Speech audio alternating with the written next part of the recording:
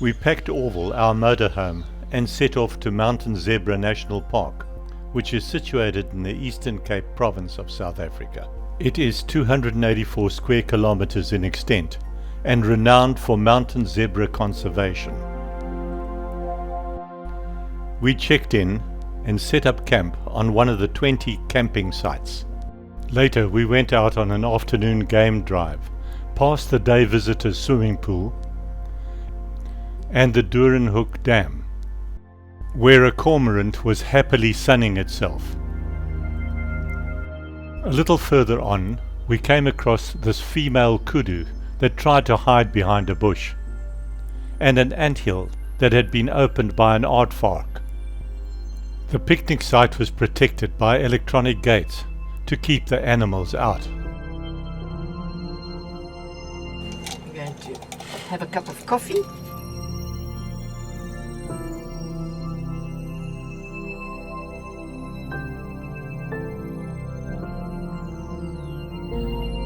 Two beautiful mountain zebra with a distinctive orange suffusion on their noses. Just around the corner, we disturbed a family of red hartebeest.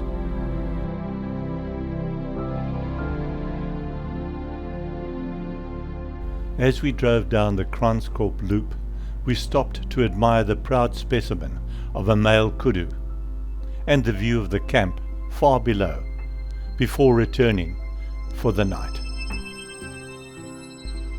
Today we decided to do the Umbajani Loop in the northern part of the park and return via the Link Road and Kranskop Loop.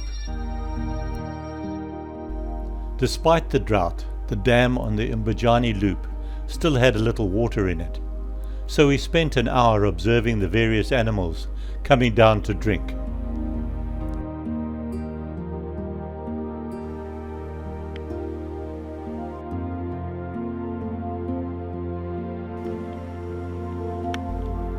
As we left the dam, we were lucky enough to see a gemsbok in the distance, shimmering in the heat.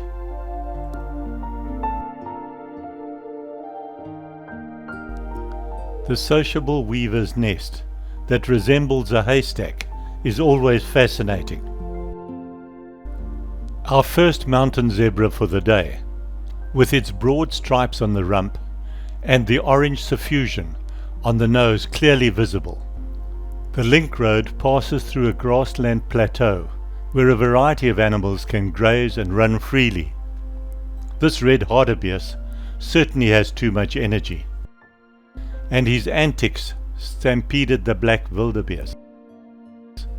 But it didn't disturb the springbok that carried on munching happily, or the blue cranes that carried on walking.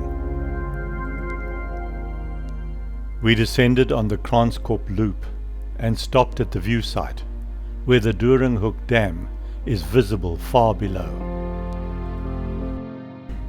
Our morning drive was up the Kranskop Loop, along the mountain top to Rooiplaat Loop, where we believed that lions were sighted earlier, and then back to camp in time for lunch.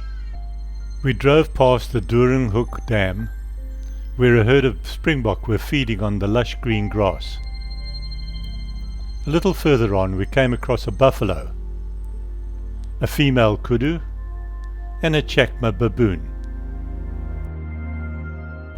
Then we began our ascent up Kranskop, where the views of the valley below were outstanding.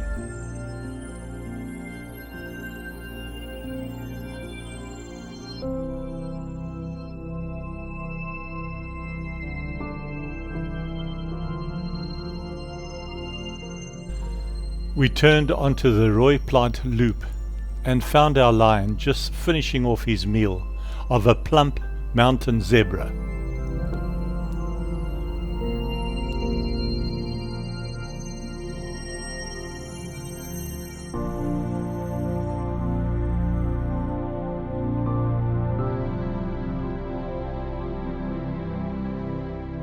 He walked slowly towards us and lay under a tree a few meters away, where we could watch his every move.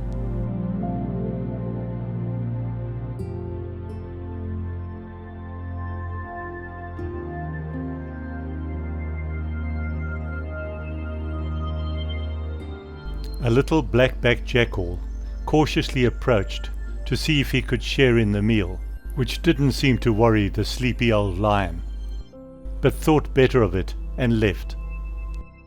Then a solitary mountain zebra came close, sniffing the air, probably looking for its mate, which had just been killed. With a lovely full stomach, nothing was going to disturb his afternoon doze.